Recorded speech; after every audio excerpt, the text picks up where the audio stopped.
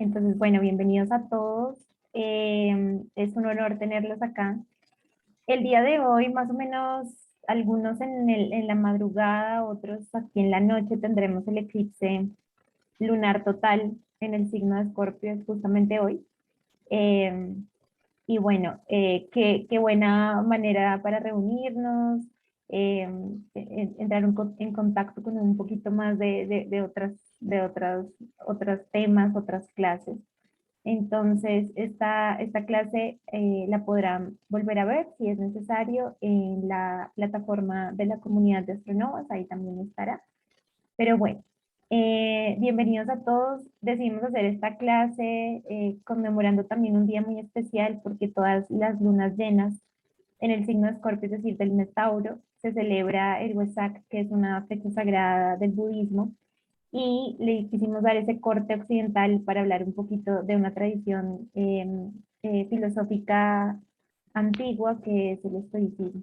Y para esto tengo un súper invitado, estoy muy contenta, muy feliz de presentarles. Él es Carlos Cañas, va a ser el encargado de dirigir esta clase.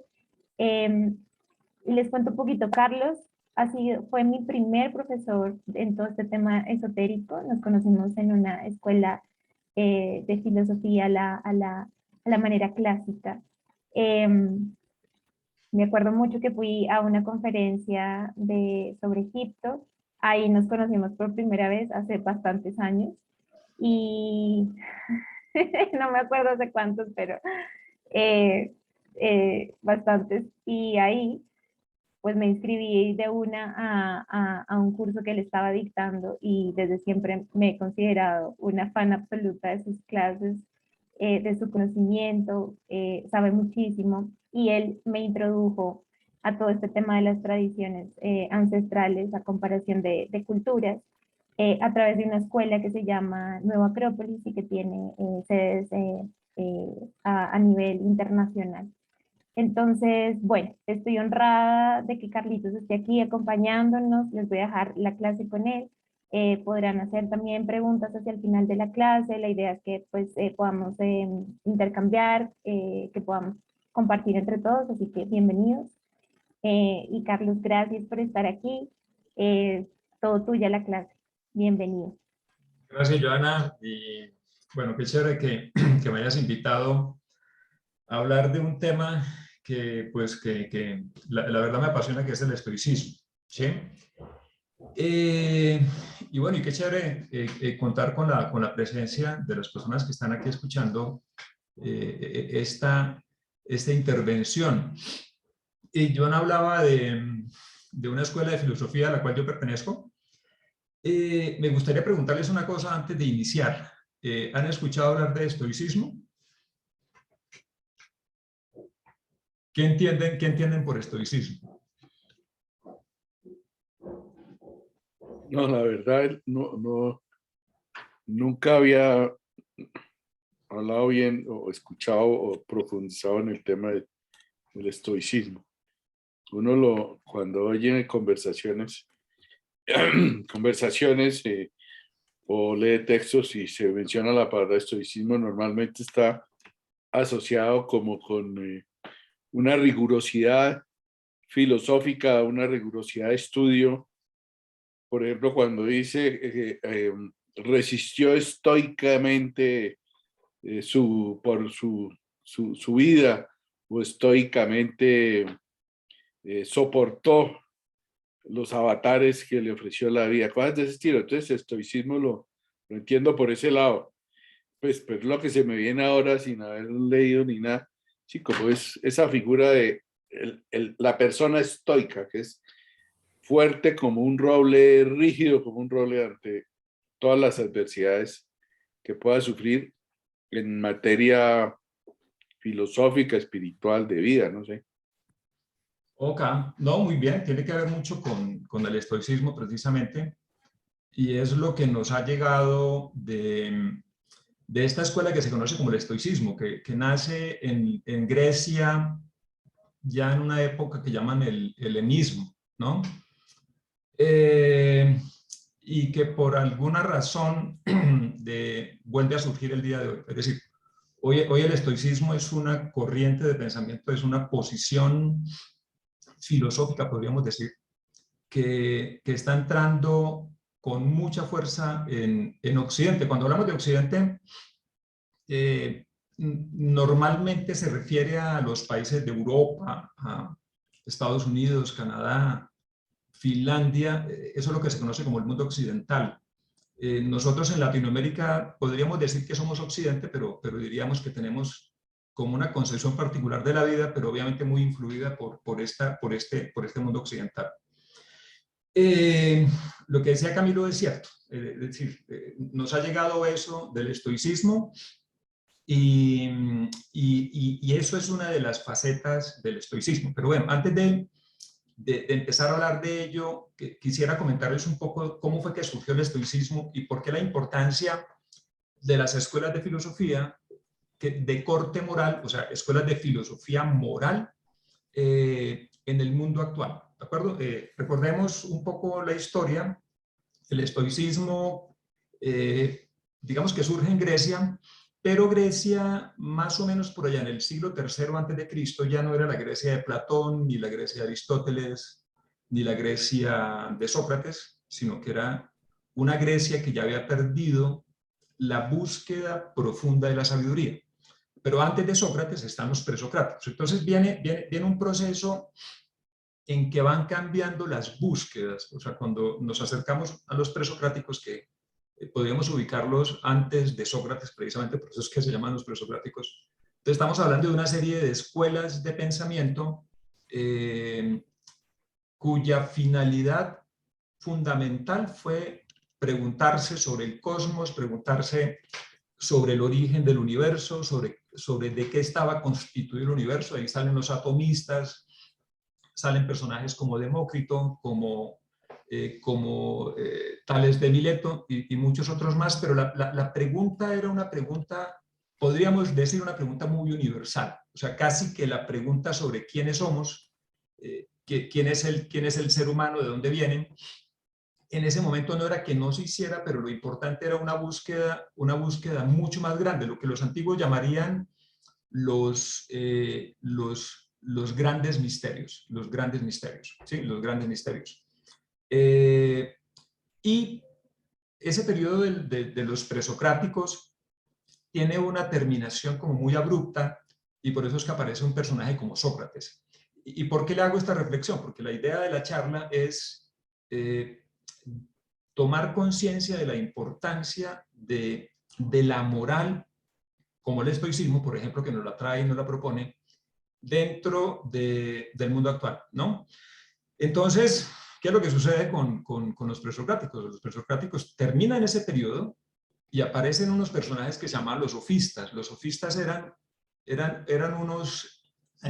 unas personas que se dedicaban a enseñar el arte de la retórica, que básicamente es tener la capacidad de decir algo que puede ser que no sea cierto, pero que sonara a que fuera verdad. Es decir, los sofistas se dedicaron a eso y Sócrates, de una otra manera, aparece en la historia del pensamiento, en este caso de Grecia, aparece como alguien que los contradice y que propone que al final la búsqueda de la verdad es necesaria, que la verdad existe, simplemente que hay que buscarla. Incluso a Sócrates le decían que esa búsqueda de la verdad, que es la filosofía, pues al final parece que no tiene sentido, porque buscamos algo que no hemos visto, ¿no? Buscamos algo que no hemos visto y que cuando la encontrábamos, pues no había necesidad de buscarla. Entonces, que al final la búsqueda de esa verdad, que es la filosofía, pues como que no tenía sentido. Sócrates, la respuesta que les dio Sócrates, que es una respuesta maravillosa, es que al final no estamos buscando la sabiduría, porque es que la sabiduría ya la tenemos. Lo que estamos tratando es de recordar quiénes somos. Y esa es la actitud del filósofo. Entonces, yo comienzo la charla y en este momento aprovecho pues para contarles que yo pertenezco a una escuela de filosofía a la manera clásica, ¿no?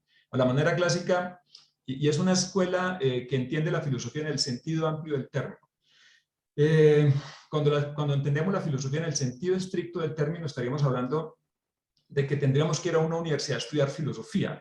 Para Nueva Acrópolis, como escuela de filosofía, a la manera clásica y en el sentido amplio del término, lo que entendemos la filosofía es como la actitud natural de los seres humanos ante el misterio, ante aquello que sabemos que está dentro de nosotros, pero que hay que hacer un esfuerzo por buscarlo.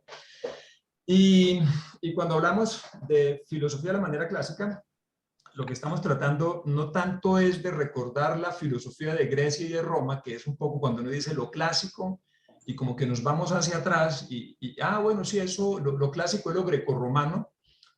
No, lo clásico tiene que ver con aquello que no pasa de moda, es decir, tiene que ver con aquello que siempre permanece a pesar de los cambios circunstanciales y de forma que se van presentando en el mundo. ¿De acuerdo? Entonces, quería contarles eso. Nosotros entendemos la filosofía desde ese punto de vista y desde ese punto de vista decimos que todos los seres humanos al final somos filósofos, porque pues, a nadie nos gusta que nos digan mentiras y también constantemente a través de esa acción de preguntar, pues accedemos de una u otra manera a aquello, volviendo a recordar a Sócrates, aquello que ya tenemos, ¿no? Sócrates y Platón, porque es difícil separar a Sócrates de Platón. Recuerden que Sócrates fue el maestro de Platón y Platón, cuando escribe los diálogos, gran parte de sus diálogos pone como protagonista a Sócrates. Entonces, cuando uno dice Sócrates dijo, pues a veces hay que decir también Platón dijo, ¿de acuerdo? Entonces, Sócrates hablaba de la reminiscencia. ¿La reminiscencia qué es? La reminiscencia es recordar lo que somos, porque en nuestra vida, al no haber un sistema que nos permite desde muy temprana edad empezar a reconocer lo que somos, más bien lo que hace ese sistema es llenarnos de cosas que no somos. Entonces, es como diría Miguel Ángel cuando le preguntaron cómo hace esas esculturas tan perfectas, y él lo que decía es, yo simplemente tomo la piedra y le quito lo que le sobre, es lo que decía Miguel Ángel cuando le preguntaba cómo hacía esas esculturas tan perfectas. Entonces pasa lo mismo con Sócrates. Es que el filósofo trata de recordar lo que es, trata de recordar quién es. Y ese es el proceso de la filosofía, y así la entendemos y la proponemos desde esta escuela que llamamos Nueva Acrópolis, a la cual yo pertenezco desde hace más de 30 años. Volviendo al tema, la búsqueda entonces, después de los presocráticos, desciende de la pregunta fundamental de cuál es el origen del universo, de qué es el cosmos, de qué es Dios, desciende a una búsqueda que sigue siendo profunda, pero que se centra en el ser humano, es decir, en el hombre como tal. Y entonces aparece Sócrates, aparece Platón y aparece un Aristóteles, llevando esa búsqueda a niveles muy, pero muy profundos, muy, pero muy profundos. Pero cuando ya ellos pasan y mueren, y los que vienen después, o sea, podríamos decir que con Aristóteles la filosofía griega llega a su punto más alto de búsqueda. Incluso me atrevo a decir que con Platón, Aristóteles es un poco más racional, Platón es un poco más esotérico, sí, que era una expresión que usaba Joana, es más esotérico en el sentido de que, si bien es cierto, él racionalizó las grandes verdades que tienen que ver con los seres humanos, él nunca se desconectó de ese destino espiritual que siempre nos han planteado los grandes maestros de sabiduría. Entonces, con la desaparición de estos grandes filósofos viene esa búsqueda sigue descendiendo. O sea, si se dan cuenta, las preguntas de los presocráticos eran muy, pero muy grandes. Las preguntas ya de los clásicos, cuando hablamos de los clásicos, estamos hablando de Sócrates, Platón y Aristóteles y algunos otros, pero digamos que estos son como los tres más importantes. La pregunta se centra en el ser humano, pero el ser humano conectado con lo divino, conectado con ese destino cósmico espiritual.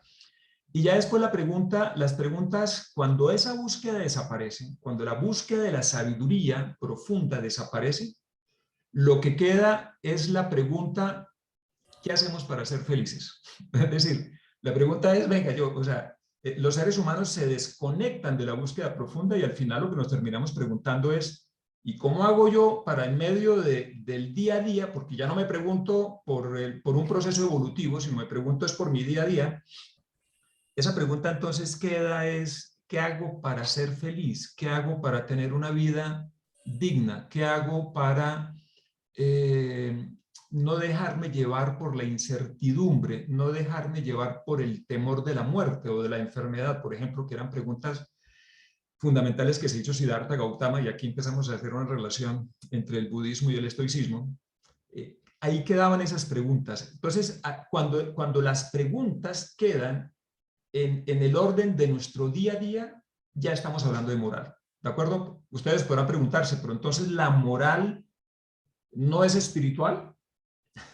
Y es una buena pregunta en caso de que se la hayan hecho, y es que las escuelas de sabiduría, hablemos por ejemplo del budismo, hablemos por ejemplo del hinduismo y de otras escuelas que han tenido como propósito la búsqueda profunda de la espiritualidad de los individuos, la moral ha sido algo primordial y casi que el primer paso para esa búsqueda de la sabiduría. A ver, lo explico con un ejemplo. Decimos que Jesús es un maestro de sabiduría, decimos que el Buda es un maestro de sabiduría, pero no nos imaginamos a Jesús pidiéndole plata prestada a Pedro y al otro día escondiéndose para no pagarle. O sea, no se imagina uno a un maestro de sabiduría en ese plan, ¿verdad? O sea, uno se imagina al maestro de sabiduría como alguien que de una u otra forma el día a día, lo cotidiano, lo que es, lo que llamamos moral, que son las costumbres, son cosas que de una u otra forma ya fluyen en ellos porque están en otro nivel. Y es cierto, es decir, no nos imaginamos a Jesús haciendo eso. ¿Por qué? Porque una persona que dice ser maestro de sabiduría, una persona que es espiritual, primero fue moral. Es decir, primero ordenó sus elementos internos, que los griegos llamaban la personalidad, como cuando hablamos de la personalidad desde la visión de los griegos, recuerden que personalidad para los griegos, o más bien, la palabra personalidad viene del griego personae, que significa máscara, y para ellos era la máscara que nos colocamos en este teatro de la vida, ¿de acuerdo? Es la máscara que nos colocamos para actuar en este teatro de la vida. Y esa personalidad estaba compuesta de, bueno, en una visión que tomamos en Nueva Acrópolis y que viene de otra escuela que se llama la Sociedad Teosófica, que a su vez la toma del Oriente. Hablamos de la personalidad como compuesta de 4 cuerpos, que son nuestro cuerpo físico, nuestro cuerpo energético, nuestro cuerpo emocional y nuestro cuerpo mental. Hay 4 cuerpos, a eso le llamamos la personalidad. Entonces, en esta búsqueda de la sabiduría, en esta búsqueda de la sabiduría, nosotros tendríamos que poder organizar los cuerpos de la personalidad, es decir, que lo que yo piense sea coherente con lo que yo sienta, emociones, y sea coherente con lo que al final yo termine haciendo. Es decir, es incoherente el que dice una cosa, siente otra y termina siendo otra completamente diferente. Digamos que eso a eso no le llamamos moral, a eso le llamamos otra cosa diferente a alguien que es moral. Entonces, un maestro de sabiduría ya es coherente desde esos puntos de vista, pero para poder ser coherente pasó por la moral. Y creo que es uno de los grandes confusiones que tenemos hoy en día cuando hablamos de la búsqueda espiritual, porque iniciamos una búsqueda espiritual y yo creo que sí la buscamos, pero fallamos en ¿qué? Fallamos en que pretendemos dar un salto olvidando que tenemos que ser coherentes con nosotros mismos en el día a día, con las personas, para poder acceder después a niveles un poco más elevados de conciencia, por no hablar de espiritualidad. Entonces, para todas estas escuelas, incluido el estoicismo, incluido el budismo, porque el budismo, si bien es cierto hoy, cuando hablamos de budismo nos referimos al budismo como una religión, pero realmente el budismo surge como una filosofía, nos damos cuenta que para estas escuelas y para otras como el pitagorismo, budismo, estoicismo, hinduismo y las escuelas que muy seguramente existieron por acá en nuestras culturas prehispánicas, recordemos, los incas hablaban del Viracocha inca, los mayas nos hablaban de Kukulcán, los aztecas nos hablaban de Quetzalcóatl, y cuando uno profundiza en todas ellas, uno se da cuenta que la moral hace parte de la búsqueda de la sabiduría. ¿Pero por qué? Porque la moral es la puerta de acceso a la espiritualidad. Es decir, no puedo encarnar nada que sea espiritual en algo que esté desorganizado. Cuando hablo de algo que esté desorganizado, es mi personalidad, que es un caos completo, porque hoy pienso una cosa, mañana pienso otra, pasado mañana pienso otra, y además pienso una cosa, siento de otra forma y termino haciendo otra cosa completamente diferente. En medio de ese desorden, no va a traspasar esa energía de lo que nos hablan los maestros de sabiduría, que cuando ellos dicen, la sabiduría no es mía, yo simplemente soy una caña hueca a través del cual fluye la sabiduría, es lo que nos dicen. O sea, si escuchamos y leemos a Jesús y al Buda y demás, ellos nunca han dicho que la sabiduría es de ellos, sino que ellos se convierten en vehículo a través del cual fluye la sabiduría. Pero ese fluir de la sabiduría a través de nosotros mismos es precisamente la armonización de nuestros cuerpos, que llamamos personalidad, y la moral cumple un papel fundamental en esa estructuración. Es decir, la luz no va a atravesar algo que está desorganizado, ¿no? Es el típico ejemplo del carbón con el diamante. Y cuando nos dicen entonces que el carbón, ¿por qué es oscuro? Porque es que su estructura es tan caótica que por ahí no pasa la luz, mientras que el diamante, su estructura ya está tan organizada que deja pasar la luz. El símil es válido y digamos que nos puede decir muchas más cosas cuando usamos símbolos. Nuestra razón hace un esfuerzo por entenderlo, pero después simplemente no es sino recordar el símbolo y ya no hay necesidad de tanto discurso para entender algo que llegó a través del símbolo. Por eso es que los símbolos llegan a un estado de mi conciencia que está un poco más allá de la razón. De ahí la importancia de los símbolos en todas estas culturas. Entonces, regresando a la moral, tenemos que ser morales si queremos ser espirituales. Ahora, no quiere decir que hay que ser morales y después ser espirituales, no. Realmente la energía espiritual podríamos entenderla como una energía que cuando aparece genera orden, ¿de acuerdo? Genera orden. Así como cuando decimos el amor, si lo vemos desde el punto de vista psicológico, pues uno hablaría del amor como cuando yo me enamoro de alguien, pero realmente el amor, entendiéndolo filosóficamente, es una energía que unifica. Donde hay amor, hay unión. Y cuando hablamos de unión, también entendámoslo, hay sentido, encontramos el sentido de las cosas. Encontramos que todas esas cosas que nos pasan en la vida, las unificamos y le encontramos un sentido unificado. ¿De acuerdo? Pues amor, espiritualidad, son términos que la verdad yo a veces los uso y los uso para lo mismo y a veces no me doy cuenta, pero en el fondo sé que amor y espiritualidad son básicamente lo mismo. Entonces, bueno, todo este contexto o más bien introducción que le doy para decirles que las escuelas de corte moral, como el estoicismo, son de suprema importancia para la búsqueda de niveles de conciencia superior, si quieren llamarlo así y no llamarlo espiritualidad, y son mucho más importantes en momentos de crisis como el que estamos viviendo en este momento. ¿De acuerdo? Entonces, ahí pongo el primer punto. Si hay alguna pregunta, levantan la mano y vamos un poco interactuando ustedes conmigo. Segundo punto. Budismo y estoicismo, que tienen que ver una cosa con la otra, porque así fue que propusimos el título, pues que nos pareció interesante.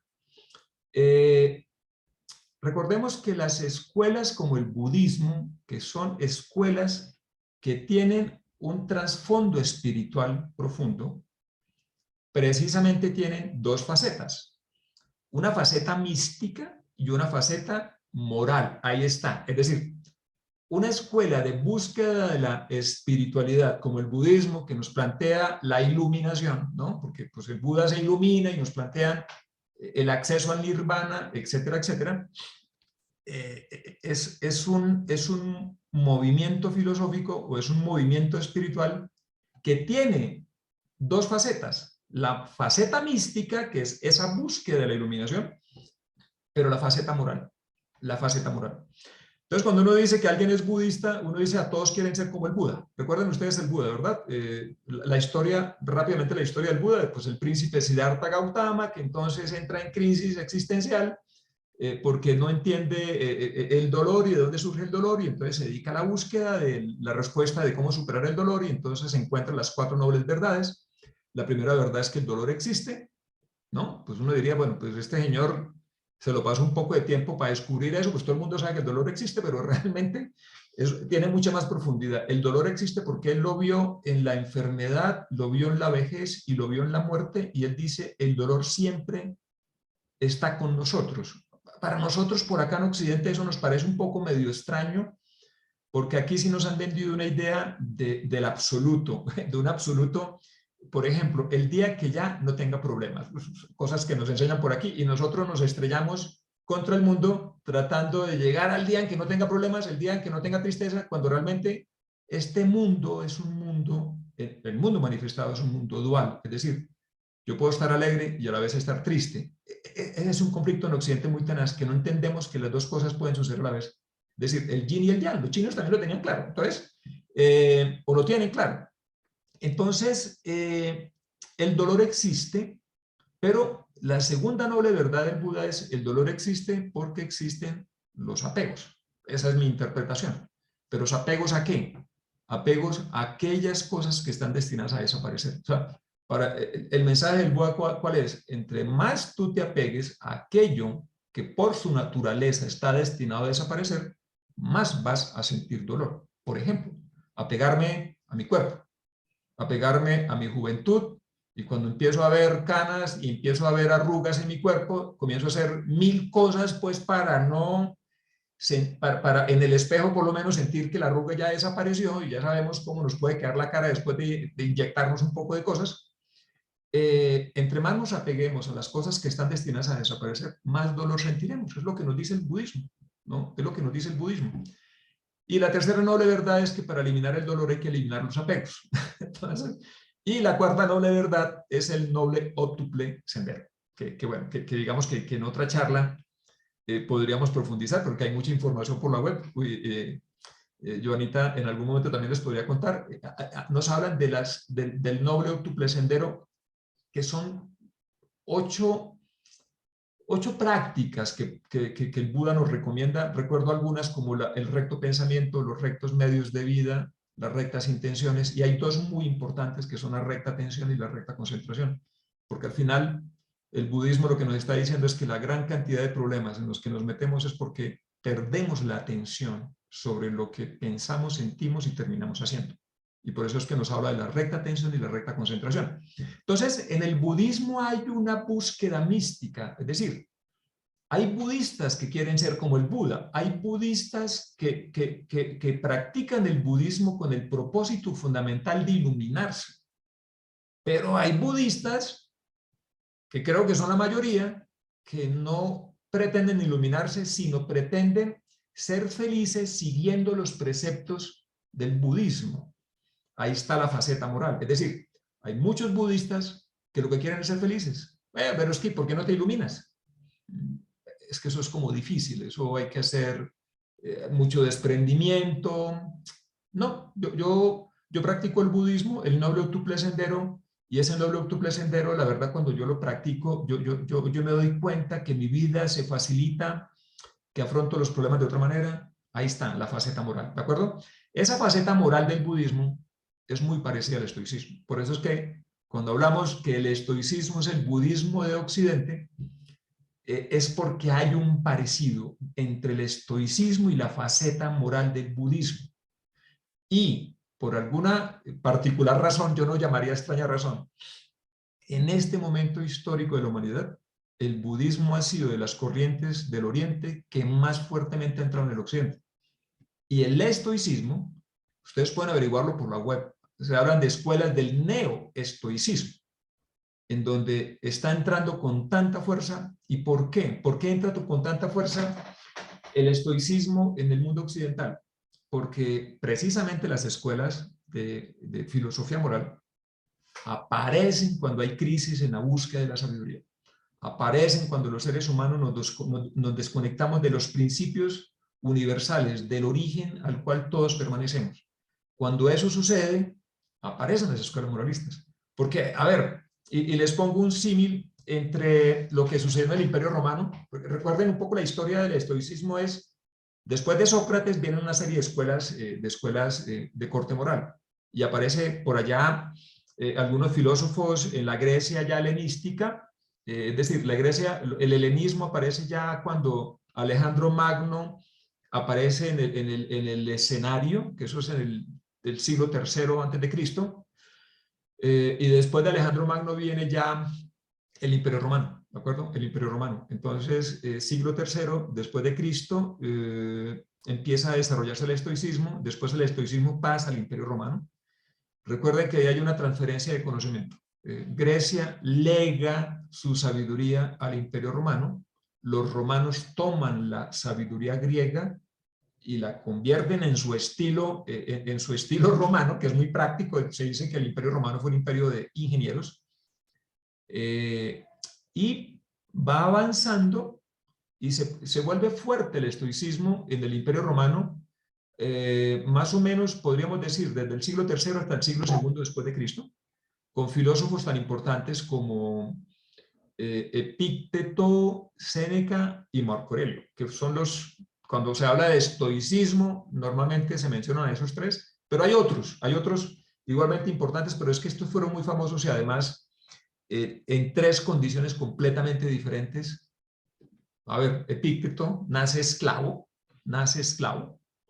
Séneca, uno de los tipos más ricos del Imperio Romano, y es como decir un Bill Gates hoy en día, y Marco Aurelio, un emperador romano. O sea, los tres con condiciones de vida completamente diferentes, y los tres fueron estoicos. O sea, que ahí donde uno dice, no importa la circunstancia particular de tu vida, una cosa es lo que tú hagas hacia afuera y otra cosa es lo que tú tienes por dentro.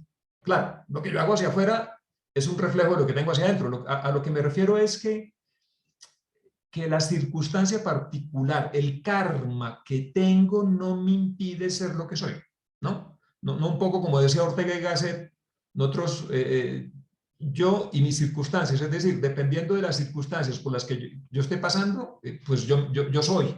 Entonces, si tú estás en una buena situación económica, pues tú eres generoso, pero si pasas por una situación económica adversa, entonces ahora te conviertes en ladrón.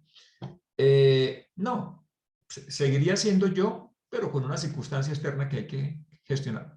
Entonces el estoicismo aparece en el Imperio Romano.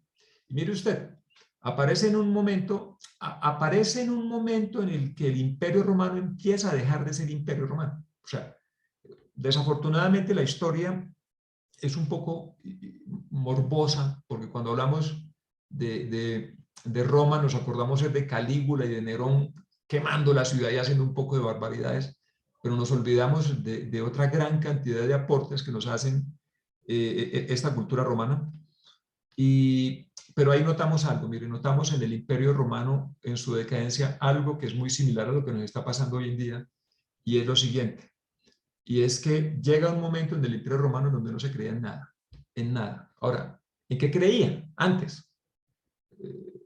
Primero los dioses, porque recuerden que el Imperio Romano era panteísta, es decir, Roma conquistaba territorios y los conquistaba. Bueno, ahora paguen impuestos y demás, pero si quieren, sigan creyendo en sus dioses, no hay ningún problema. Entonces, ¿qué es lo que sucede? Que el imperio era un imperio en donde confluían muchas civilizaciones que tenían creencias religiosas diferentes, de manera pues que eran panteístas. Entonces, podríamos decir que en un periodo de tiempo creían en los dioses. Los mismos romanos adoptaron muchos dioses de los griegos, como el dios Marte,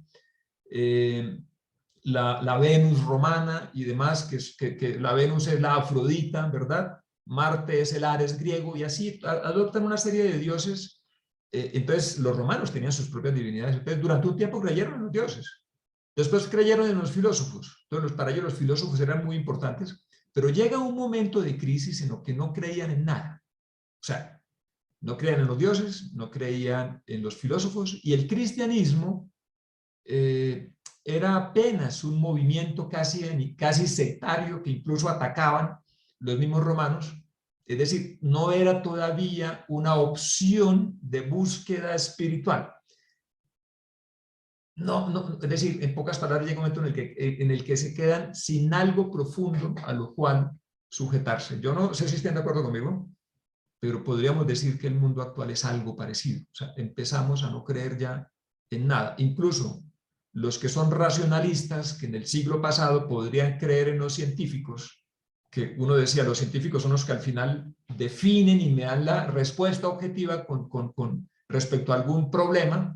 Hoy en día ni siquiera los científicos creemos, porque aparece lo que se llama la agnotología, que es el arte de tergiversar la verdad. Entonces, aparece un grupo de científicos diciendo que existe el cambio climático y aparecen otro grupo de científicos que dicen que eso no es cierto. Uno ya tampoco uno no sabe a quién creerle.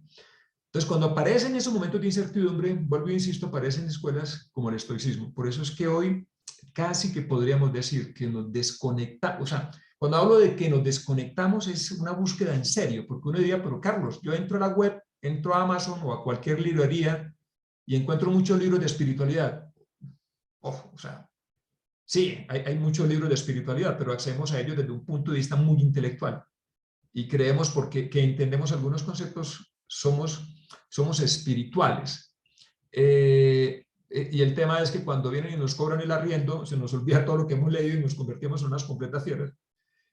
Entonces, casi que el mundo de hoy nos está diciendo, o más bien, no el mundo de hoy, casi que toda la tradición de sabiduría y la tradición filosófica que viene del fondo de los tiempos, cuando vamos y la analizamos, que es algo que hacemos en Nueva Acrópolis, tenemos una materia que se llama Historia de la Filosofía, tenemos varias materias que nos permiten navegar por todo el pensamiento humano para poder entender un poco más lo que nos sucede hoy en día. Y lo que nos están diciendo es, oye, hay que arrancar desde lo básico que es la moral. O sea, si tú no organizas la casa, puedes hablar de cosas espirituales, pero no, o sea, se te va a quedar en un elemento netamente intelectual, racional, pero no es algo que vivamos. Y ahí es donde está la diferencia entre inteligencia e intelecto. Intelectualmente entiendo los conceptos, entiendo los términos, pero cuando hablamos de inteligencia es que ya tienes la capacidad de interiorizar y vivir de acuerdo a esos conceptos que racionalmente he entendido. ¿De acuerdo?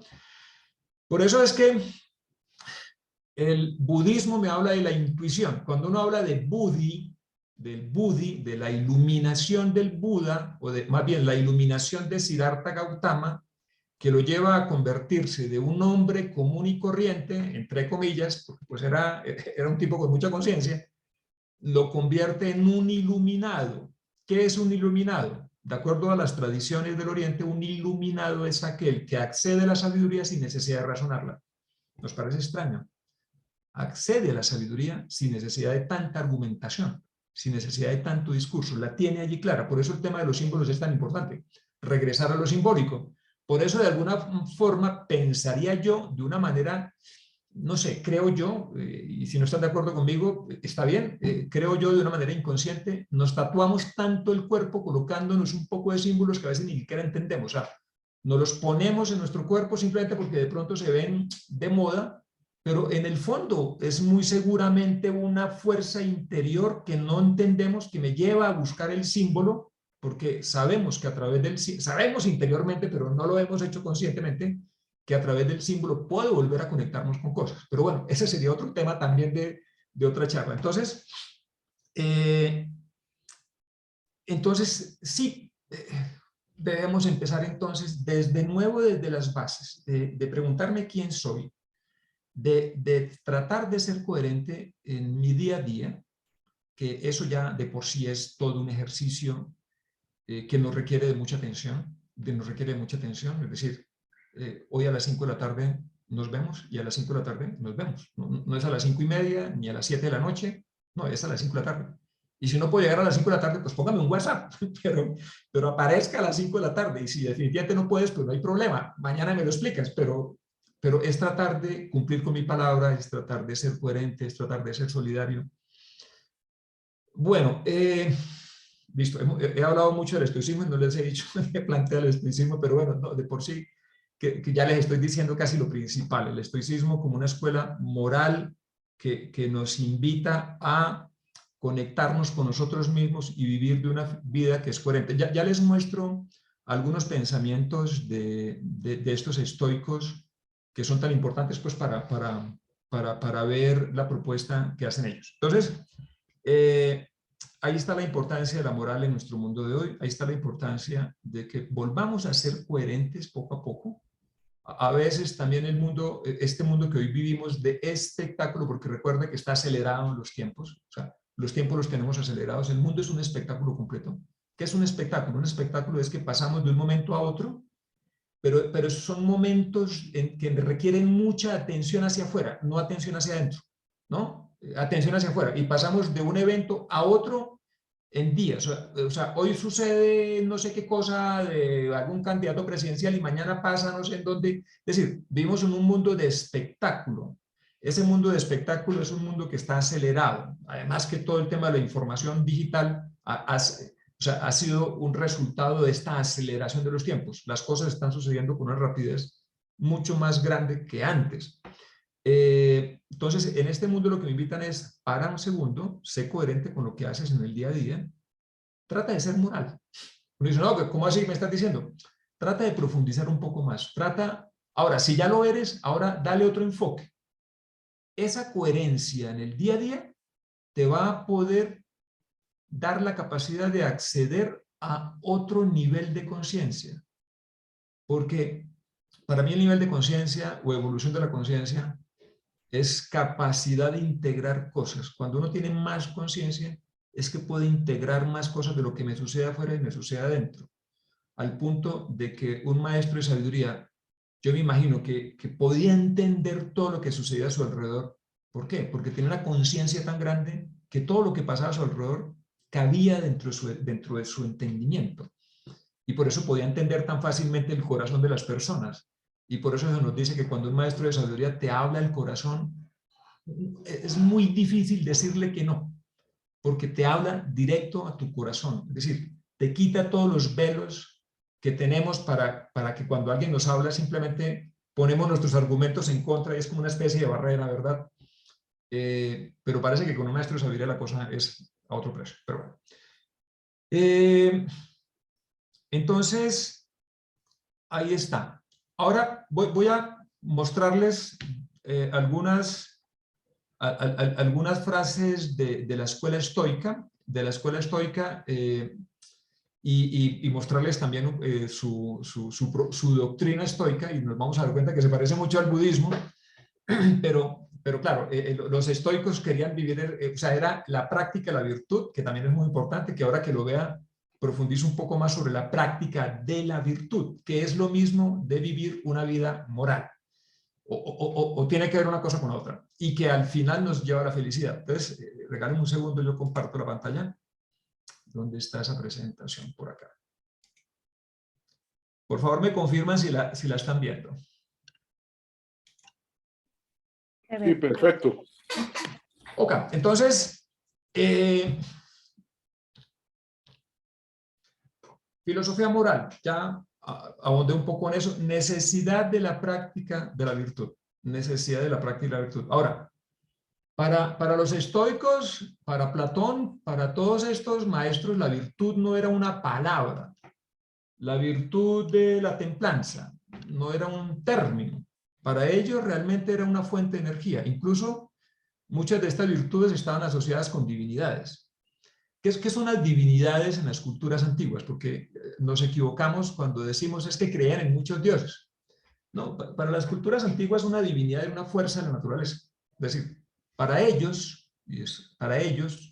todo tiene una causa primera, todo tiene un origen, pero estas culturas antiguas como la India, como Grecia, como la China, como tantas otras, no especulaban sobre la causa primera, o sea, sabían, intuían que había una causa primera, pero no especulaban, o sea, no trataban de explicar qué era Dios. Nosotros por aquí, ¿qué decimos que es la causa primera? Dios. Por allá la causa primera podría ser el todo, lo uno de Plotino, el Ein Sof de los cabalistas, bueno, que me corrija Joanita, y así, o sea, todas estas culturas que manejaron elementos profundos concebían que había una causa primera, pero no especulaban sobre la causa primera. ¿Por qué? Porque nuestro mundo racional no es capaz de entender la causa primera. ¿Por qué? Porque mi capacidad racional funciona bien cuando yo comparo una cosa con otra. Es decir, yo sé que mi dedo es blandito porque cuando toco la tabla aquí de mi escritorio sé que es duro. O sea, yo sé que algo es blando cuando lo comparo que algo es duro. O sea, mi mente funciona bien en el mundo manifestado porque yo estoy comparando una cosa con otra y sacando conclusiones. Pero ¿con qué comparas tú la causa primera? No tienes con qué compararla. Allí nuestra mente pierde la capacidad completamente. Por eso es que no especulaban sobre la causa primera, sino que se dedicaban a entender la manifestación de la causa primera. Y la manifestación de la causa primera inicialmente era una dualidad, y después venían una serie de dioses que era la manifestación de la causa primera. ¿De acuerdo? Y las virtudes eran representadas por algunos de ellos. ¿Y qué era entonces una virtud? Una virtud era un nivel de conciencia que estaba allí, al cual yo accedía. Cuando yo accedía a ese nivel de conciencia, practicando la virtud, yo evolucionaba en conciencia. O sea, no es simplemente ser virtuoso para poder vivir aquí bien nosotros. Es decir, tú eres templado de manera pues que tú eres valiente, tú eres bueno. No, cuando lo vemos desde otro enfoque de evolución de la conciencia, el acceder yo a esa virtud, ¿cómo accedo yo a la virtud? Practicando la virtud. O sea, yo practico la virtud y empiezo a acceder a ese nivel de conciencia. Entonces, para ellos eran niveles de conciencia a los cuales accedíamos. Entonces, la necesidad de la práctica de la virtud. Si se dan cuenta que ya no es una moral, o sea, porque es que si desconectamos la moral de la búsqueda espiritual, nos queda el moralismo. O sea, no tenga acceso porque eso es malo. O sea, el sexo es malo. ¿Por qué? Porque lo dice un libro sagrado. No sé. Entonces nos queda el moralismo. O sea, perdemos la esencia de ser morales. El ser morales es porque estamos dando una estructura a nuestra personalidad y esa estructura se la damos a través de una práctica, de una virtud. Entonces ustedes me preguntarán, ¿y cómo es que estructuraba su personalidad? Practicando las virtudes. Pero ¿qué tal que no entiende la virtud?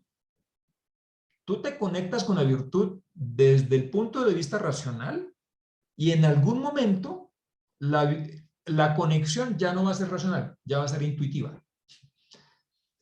Eso es un ejercicio de vida, obviamente, ¿no? Entonces, la filosofía moral es la necesidad de la práctica de la virtud. Ahora, hay algo interesante. Para los estoicos, por ejemplo, para Epícteto, en este tema de la búsqueda de la felicidad, que tanto nos llama la atención, todos queremos ser felices, queremos ser felices y, bueno, desafortunadamente por aquí la felicidad es un poco algo así como que la vida me dé lo que yo quiera, ¿no? Eso es como, o sea, si la vida me da lo que yo quiero, yo soy feliz, si la vida no me da lo que yo quiero, yo soy infeliz. Pero bueno, para ellos sabían que la vida nunca te va a dar lo que tú quieres. De vez en cuando nos da lo que nosotros queremos. Lo que sí tenemos la certeza es que la vida siempre te va a dar lo que tú necesitas. Eso es estoico y eso es budista, ¿de acuerdo? La vida no siempre te da lo que tú quieres, pero puedes estar seguro que la vida siempre te va a dar lo que tú necesitas. Pero me genera dolor. Bueno, hablemos en términos orientales como del hinduismo y del budismo.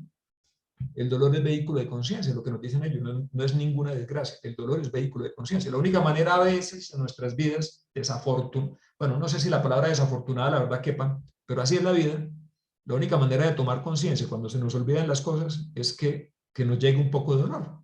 Porque cuando llega el dolor, ¿tú qué es lo que haces? Tú te sientas y dices, ¿qué es lo que está pasando con mi vida? Y trato de tomar algo de conciencia sobre lo que estoy haciendo, porque algo no está funcionando.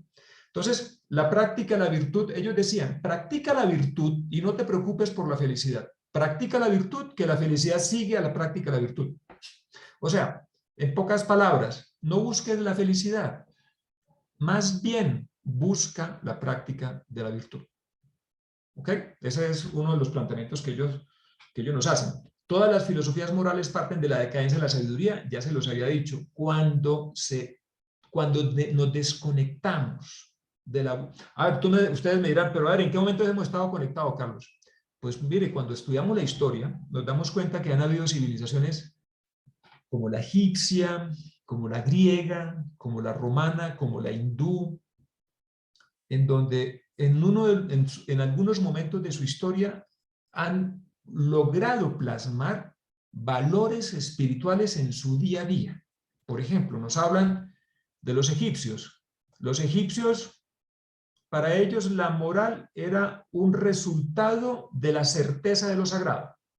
Es decir, la moral no es que yo la estoy cambiando todos los días, porque hoy tenemos una moral temporal, es decir, lo que para mí es bueno hoy, dentro de 2 años no será tan bueno, sino que se verá como malo, y lo que hace 10 años veíamos como malo, hoy lo vemos como bueno.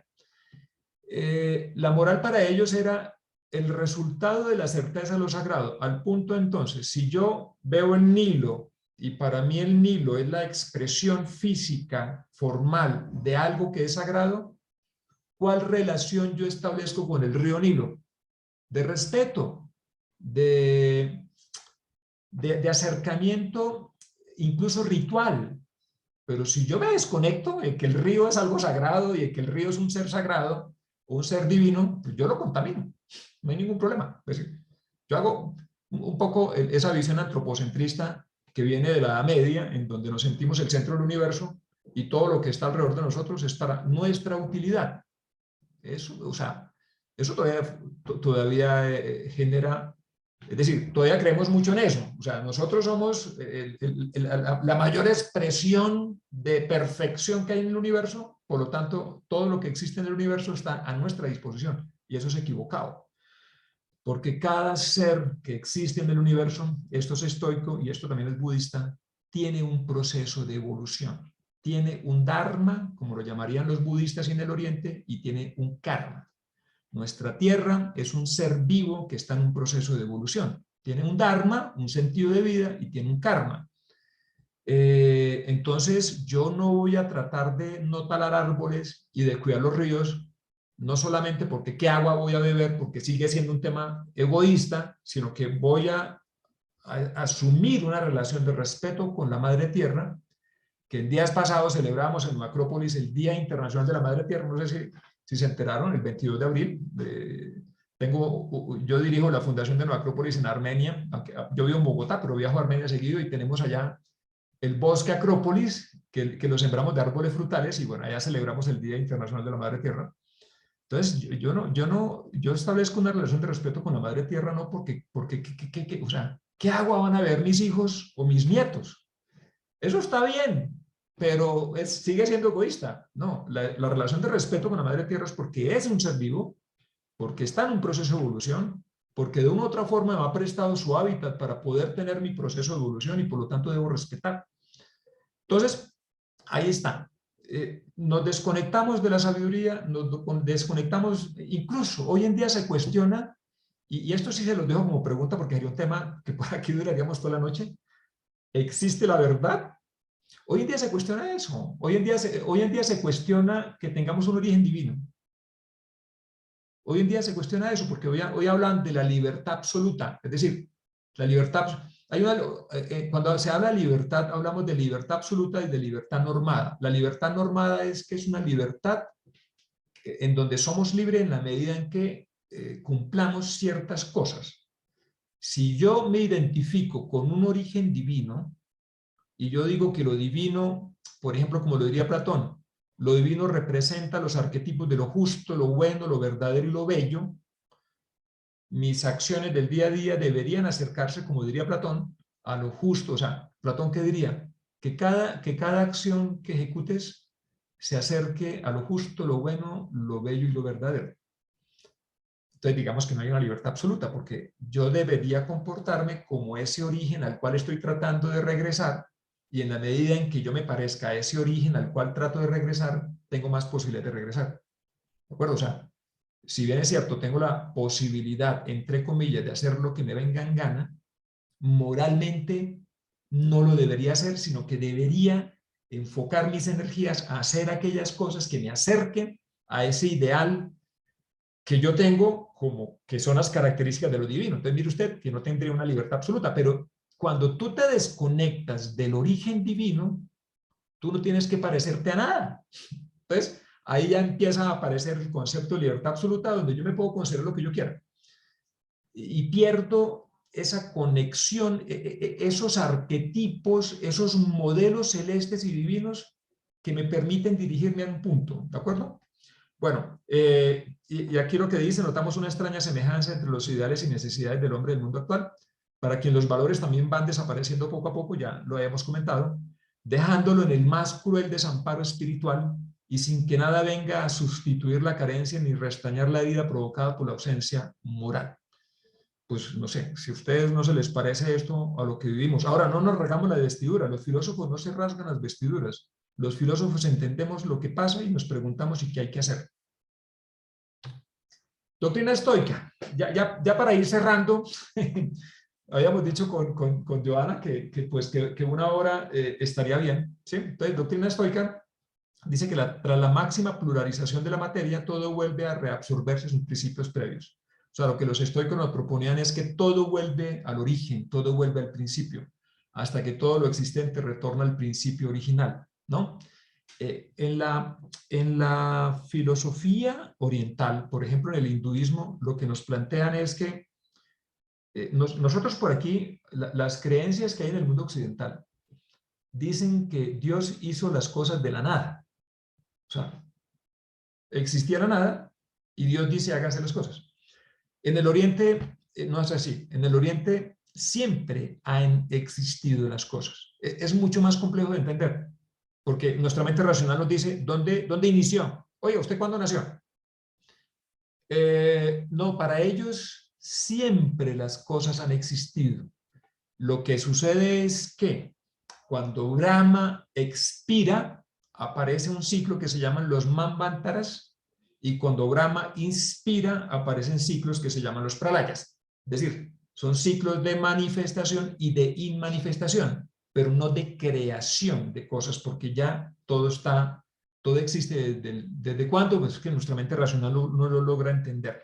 Por eso es que cuando hablamos de evolución de la conciencia, la evolución de la conciencia pasa por, en un punto determinado, dejar de pensar tanto. Como diría el fundador de Nueva Acrópolis, no te hagas tantas preguntas, observa más bien las infinitas respuestas que te rodean. Es decir, y por eso la importancia de los símbolos, porque cuando yo observo un símbolo, por ejemplo, léanse el mito de la caverna. Si no lo conocen, léanse el mito de la caverna de Platón. Y yo inicialmente entiendo, racionalmente me lo explican, mira, es que la caverna es unos encadenados que están en una caverna, de pronto uno de ellos quiere salir, sale, pero después regresa, bueno, toda la explicación racional de la caverna, pero después con simplemente decir, pilas con la caverna, nada más con pronunciar caverna, ya hay toda una conceptualización que se sintetiza en algo y ya me pone en otro nivel de conciencia, sin necesidad de racionalizar tanto. Esa es la filosofía. La filosofía no es especulación, especulación, especulación. La filosofía es la capacidad de organizar mis ideas para cada vez, en la medida de lo posible, ir entendiéndola a partir de menos racionalización hasta un punto en que me conecto muy seguramente con el Buda a un elemento intuicional. La vida pues es un eterno ciclo que se repite rítmicamente su camino evolutivo y donde cada ciclo tiene un matiz de purificación mayor con respecto al anterior. Díganme si esto no se parece al budismo, cuando nos habla de la rueda del samsara, en donde nos dice que en cada ciclo de reencarnación yo voy aprendiendo cosas. Eso sí tengo conciencia, porque puedo perder la encarnación, ¿no? Y como diría alguien por ahí, puedo ganarme karma de pendejo, porque de una otra manera, al perder la conciencia, y como diría Platón, el peor mal es la ignorancia, es no tratar de entender, no tratar de entender. Entonces podríamos hablar de que sí, el karma es una ley natural, pero a veces por la desatención y la desconcentración, que era dos de las cosas que nos propone el noble octuple sendero del budismo, recta atención y recta concentración, nos ganamos karmas de bobos, ¿no? Ahora, karma no es algo malo. O sea, karma en el oriente, es una palabra sánscrita que significa acción. Lo que pasa es que por aquí le damos una connotación negativa. Pero karma es neutral. Karma es acción. Pero como ellos por allá ya tenían claro la dualidad, ellos decían, pues una acción genera una reacción. Entonces, acción-reacción. Entonces, para ellos el karma no era negativo. Por aquí le damos una connotación un poco negativa, pero el karma para ellos es neutral. es neutral. La finalidad de la vida está en Dios, en llegar a parecerse lo más posible a Él, tomando como ejemplo a la naturaleza en su inteligente capacidad de acción. Los estoicos me decían, observa la naturaleza, conéctate con los ciclos naturales. Por eso, por ejemplo, el pasado 21 de marzo aproximadamente, inició primavera, nos conectamos con la primavera. Joanita nos recordaba la Vesak, que es en el plenilunio de mayo, que creo que para este año estará para el 16 de mayo, Joanita, no lo recuerdo, pero que los sabios orientales, después de hacer muchos cálculos astrológicos que yo no sé en qué hicieron, pero al final establecieron, después de milenios y milenios de estar celebrando la Vesak o la Wesak, lo establecieron en el 8 de mayo, y en el 8 de mayo se celebra ese encuentro entre el eternamente joven, es decir,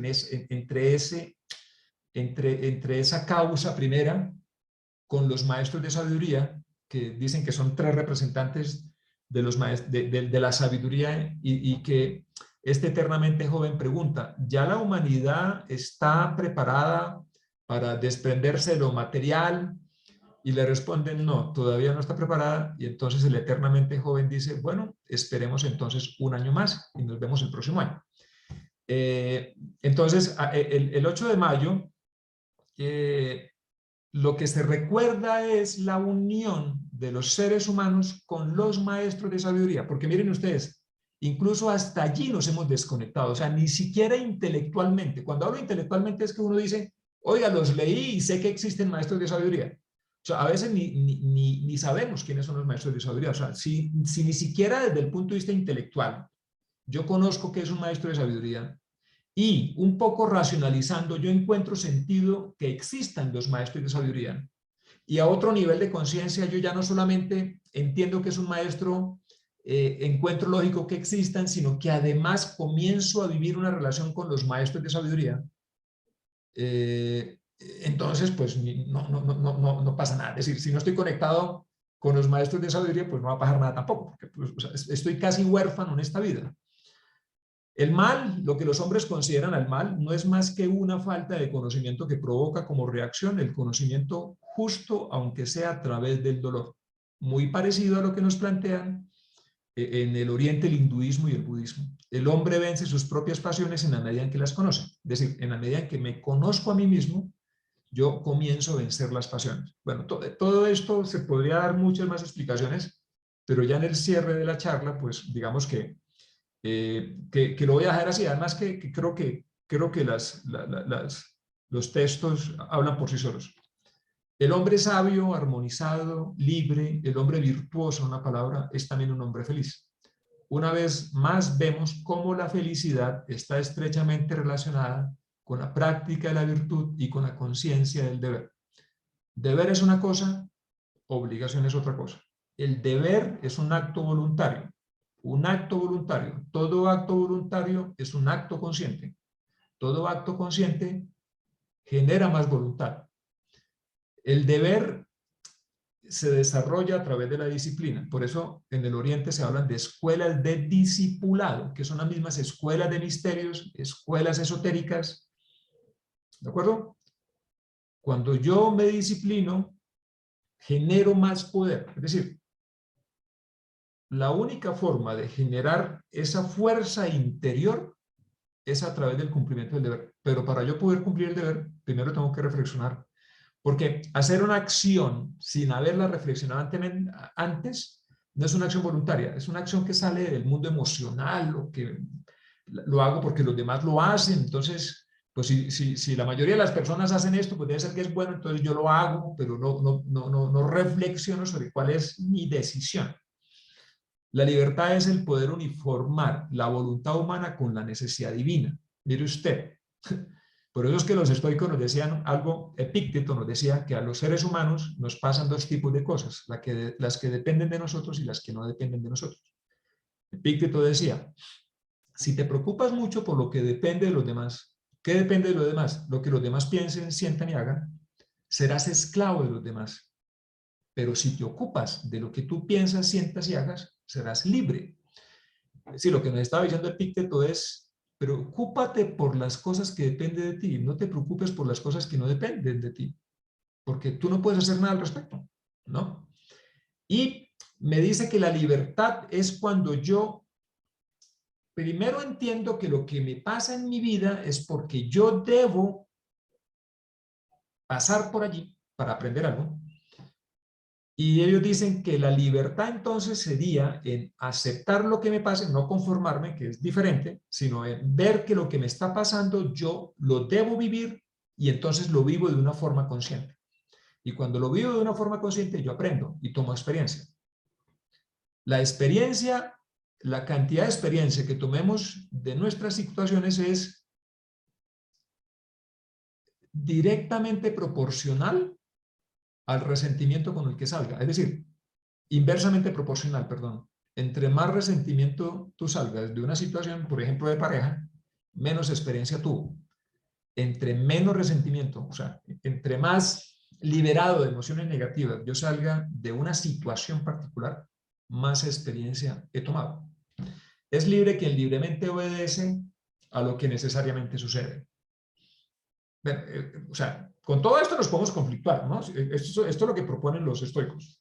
O sea, alguien me puede decir, no, pero ¿cómo es posible que nos suceda eso? Es que es una injusticia de Dios. Bueno, pues entonces vaya y se estrella con la injusticia, que es un tema bastante complicado y te va a llevar muy seguramente a estados de angustia. O sea, porque si no entiendo que existe una justicia en la vida, la verdad, o sea, ahí sí el estado de angustia en el que podemos llegar es bastante grande. Con esta próxima termino. No abarqué todo, pero con esta termino. Existe una gran semejanza entre la época en que surgió, mire usted, voy a terminar en esta, pues por algo era, en que surgió el estoicismo clásico y nuestra propia época actual, en la que también se van perdiendo día a día los valores tradicionales y en la que tampoco la ciencia y la técnica pueden cubrir los inmensos vacíos que deja en el corazón del hombre la falta de una religión y una ética filosóficamente enlazada. Ojo, religión entendido como el religare, como el volverme a unir, el sentido de religiosidad. No religión como algo formal. Existen religiones formales como el cristianismo, el budismo, el jainismo. Cuando hablo de religiones formales o de formas religiosas, toda forma está destinada a desaparecer. ¿De acuerdo? Toda forma está destinada a desaparecer. Pero la relación del ser humano con la búsqueda de la unidad, con la búsqueda de Dios, como lo quieran llamar, es algo que viene del fondo de los tiempos. Es decir, yo puedo tener un sentimiento profundamente religioso de la vida y de pronto no pertenecer a ninguna religión. No estoy diciendo que no pertenezca a ninguna religión. Lo que estoy tratando de decir es que el hecho de pertenecer a una religión no necesariamente hace que yo sea alguien que tenga un sentimiento de religiosidad ante mí mismo y ante lo demás. Bueno, esto era lo que quería, pues, compartirles. Si tienen alguna pregunta.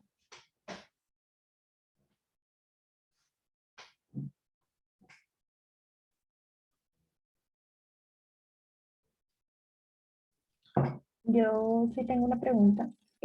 Bueno, agradecerte primero. Magnífico, qué bonito. Cuando, digamos, pensamos un poco en el tema del budismo y en otras tradiciones, am, ¿cómo volvemos a entrar en contacto con ese aspecto intuitivo del conocimiento de sus escuelas? Porque te lo pregunto, digamos, a veces siento que muchas de estas tradiciones son muy mal interpretadas también por nuestros estados de conciencia. Cómo afinar más el grado intuitivo de la comprensión, más no simplemente una serie de teorías que, como tú dices, no nacen desde la certeza. Es un proceso de vida, Joana. Está reflejado en un mito que se llama el mito de Psique. Los invito a que lo investiguen. Hace parte de un libro que se llama El asno de oro, que escribe un filósofo que se llamó Apuleyo. Muy seguramente Apuleyo pertenece a alguna escuela de misterios de su época. Es un proceso de vida, porque por eso existen diferentes tipos de escuelas, ¿no? O sea, cuando yo miro mi personalidad, sobre todo mi mundo emocional, mi mundo mental, hay escuelas que me llevan a trabajar mi mundo emocional. ¿Por qué tengo que trabajar? O sea, cuando yo digo trabajar mi mundo emocional, uno puede decir armonizar el mundo emocional, controlar el mundo emocional, nunca eliminar el mundo emocional. El mundo emocional está allí, el cuerpo emocional está allí y es necesario tenerlo. Porque si yo no estabilizo mis emociones, va a haber muy poca posibilidad de empezar a pensar con claridad. ¿De acuerdo? Pero llega un momento en el que, listo, ya tengo más o menos controladas las emociones, cosa que es bastante difícil, pero puedo empezar a clarificar ideas. Ahí está la importancia de la filosofía. Filosofía, porque mire, filosofía no es sabiduría, filosofía es búsqueda de la sabiduría. Cuando yo comienzo un proceso de filosófico, es decir, recuerden ustedes las características del discipulado en el Tíbet. En el Tíbet había una escuela de discipulado. ¿Qué es el discípulo? Es el que se disciplina, miren ustedes, ¿no? Y las características del discipulado en el Tíbet eran devoción, investigación y servicio. ¿De acuerdo? Devoción viene de la raíz de div, divino, o sea, devas. Allá cuando hablan de dioses hablan de los devas. La palabra devoción podríamos interpretarla como devoción a la sabiduría. Es decir, devoción a la sabiduría es que ya estoy conectado de una u otra forma con algo que llamamos sabiduría y entonces comienzo a tratar de acercarme a ella. Para algunas escuelas del Oriente era devoción al maestro. ¿Por qué? Porque el maestro representaba un estado de conciencia que para el discípulo era un estado de sabiduría. Por eso es que los maestros son tan importantes en todas estas escuelas.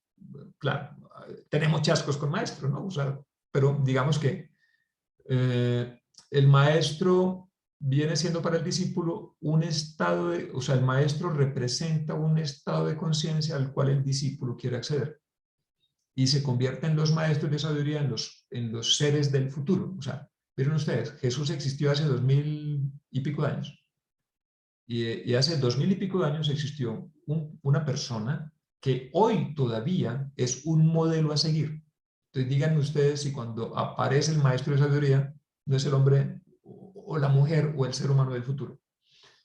Entonces, en ese proceso de avance, la filosofía me va a ayudar a clarificar ideas, que es la investigación, o sea, devoción. Entonces, como tengo devoción a la sabiduría, yo investigo. ¿En dónde investigas? De muchas maneras. Investigo en libros, pertenezco a una escuela de filosofía, estudio astrología, que es una forma también de poderme entender, y sobre todo comienzo a clarificar ideas para que tanta argumentación y tanta vuelta que le damos a las cosas comience a aclararse y empiece a tener la capacidad de explicarme y explicar las cosas de una manera muy sencilla, que creo que es una de las de la capacidad de los maestros de sabiduría. O sea, en 2 o 3 palabras te lo dicen todo. A nosotros todavía nos toca decir muchas cosas para poder decir algo.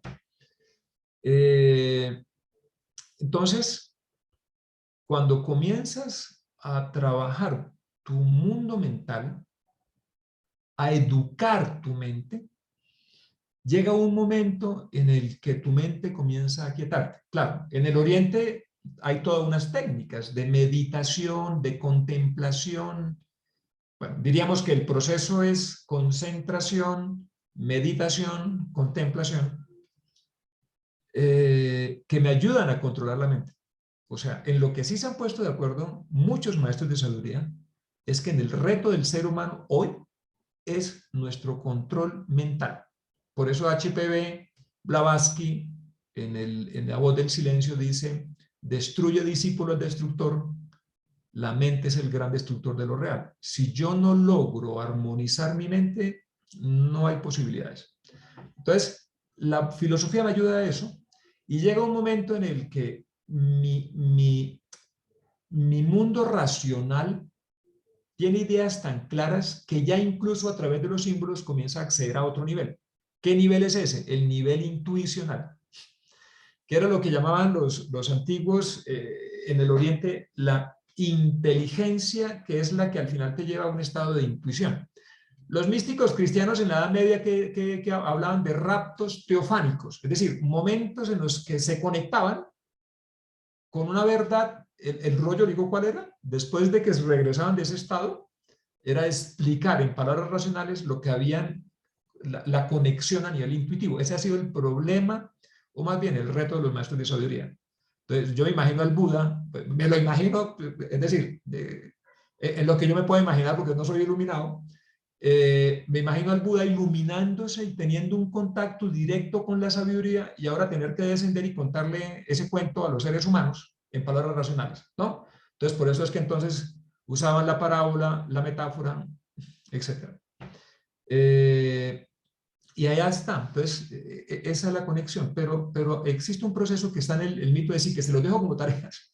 Averigüen el mito de Psique y cómo Psique pierde a Eros y después lo recupera a través de pruebas. Ahí está representado el proceso que los seres humanos debemos llevar para conectarnos de nuevo con nuestro Eros, que no es otra cosa sino nuestro ser interior, ¿no? Y la única forma de poder conectarnos con él es hacer un ejercicio moral de armonización de mis emociones y de mis pensamientos. O sea, y eso obviamente los que practican yoga, pues uno diría, lo practico en la escuela de yoga.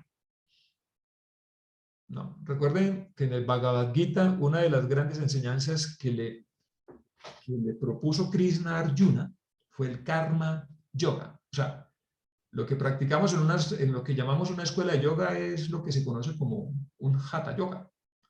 Pero realmente el yoga es karma yoga, bhakti yoga, nani yoga, raja yoga, y realmente creo que en este momento histórico deberíamos practicar karma yoga. El yoga, la acción desinteresada. ¿Qué es lo que nos plantea el budismo y qué es lo que nos plantea el estoicismo? Haga las cosas sin esperar nada a cambio. Hágalas porque es un deber. Ah, pero es que es una obligación. No, no, es un deber porque es algo que has tomado conciencia de. Ah, pero no lo entiendo todavía. Después lo entenderás. O sea, hay cosas que debemos hacer y todavía no las entendemos. Uno dice, hasta que no la entiendan, no las hago. Bueno, sí, algunas funcionan así, pero otras funcionan al revés. Hasta que no las haga, no las entiendo. Bueno, ¿preguntas? Sí, Mariana. Yo hace un par de años que llegó el Tao a mi vida por un maestro que era mi acupunturista desde la adolescencia y alrededor de los 30 años. Dijo, ¿vos no te interesaría que en vez de que yo venir a que yo te pueda arreglar el cuerpo una vez cada tanto y mantenerlo, poder estar estable? Yo recién había quedado sin madre y estaba en un proceso bastante... Y no entendí, con mucho pánico fui a la escuela porque lo conocía, porque me dice, bueno, es en tal lugar, no mucho dato, no nada. Y me dice, yo quiero que sepas que, bueno, esto llega en un momento dado y que viene de una tradición sagrada. Yo no había leído en mi vida, no sabía nada. Y yo fui porque lo conocí en otra instancia. Para mí era como, bueno, cuando llego me doy cuenta que todo el mundo lo trataba, yo lo trataba como los 15 años de confianza de mi acupunturista, y cuando llego encuentro que era un maestro, un gran maestro, y que, bueno, nada, y que yo había tenido una suerte, y él solamente me decía, porque aparte apenas entiendo el idioma, me decía, no, usted tuvo preparación. Y yo como que es el día de hoy, ya hace bastantes años de práctica, que sigo sin entender cosas. Ahora como digo, bueno, ni me preocupo, yo sigo y hay cosas en las que caigo y me levanto, y caigo y me levanto, pero encuentro en ese camino como todas estas cosas de las que vos fuiste punteando en todo a lo largo, tocando estos, tanto con el estoicismo y el budismo, bueno, ¿no? Que está bastante relacionado ahí. Entonces, bueno, como que digo, y creo que lo principal es como esto de la sensación del camino, lo difícil que es en este tiempo, como mantenerse en esas posiciones, tal cual estoico, como dijo Camilo al principio, mantenerse en eso. Y bueno, como justo no lo habías mencionado el Tao, dije, bueno, tiene todo que ver por eso. Así que bueno, era como atar ese cabo también y unirlo, bueno, a esta charla Gracias. maravillosa. Bueno, pues sí, sí, la verdad, nosotros somos maestros y discípulos a la vez, entonces uno se encuentra con personas que le dan la posibilidad a uno. Y no, a veces no siempre personas pueden ser maestros que ya murieron. Por ejemplo, yo leo Platón y yo cada vez que leo El Banquete o leo La República, no sé, pues es decir, Platón siempre me dice cosas. Entonces, y para otra persona podrá ser Krishna en el Bhagavad Gita, o podrán ser personas. Entonces, gracias por tu experiencia, por lo que nos acabas de decir. Bueno, pues Joanita, creo que ese sería todo. Y muchas gracias, Carlitos, de verdad maravilloso. Se siente increíble, porque es una habilidad la que tienes, como la de poder comparar culturas, y siempre como que me conmueve mucho tantas culturas diferentes, así como tú dices, Mariana, el Tao, el estoicismo, el budismo y las bases más profundas de muchas tradiciones que nos llevan siempre al mismo lugar. Y como que hay algo ahí que resuena, que hace que sí, pues a mí eso me conmueve muchísimo y te agradezco el tiempo, la disponibilidad. Gracias por compartir esto. Esto va a quedar grabado, así que otras personas van a tener la oportunidad también de verlo, si sean diferidos. Y bueno, también agradecerles a cada uno de ustedes por unirse un domingo a esta hora. Sí, ya ahorita dentro de poco tenemos la luna llena en Escorpio, de la que habíamos hablado. Será a las 11:30 de la noche, que coincide con ser un eclipse. Y muchos de los temas que tocaste influyen totalmente en lo que energéticamente y simbólicamente se mueve con una fecha como esta, que es la capacidad de ir depurando aquello que no es eterno, aquello que es atemporal, y ir limpiándonos de estos apegos que pueden encadenarnos en repeticiones de sufrimiento, para poder abrirnos a otros estados más ampliados de conciencia, y es justamente lo que representa esta fecha. Bueno, en palabras astrológicas o filosóficas siempre nos dice lo mismo. ¿Hay alguien más que tenga alguna inquietud o quiera comentar algo más para finalizar? No, muchas gracias por la invitación y por la conferencia. Gracias a Carlos y gracias a Johanna por la invitación, y saludos a todos los compañeros que veo en el chat. Saludos. Con mucho gusto.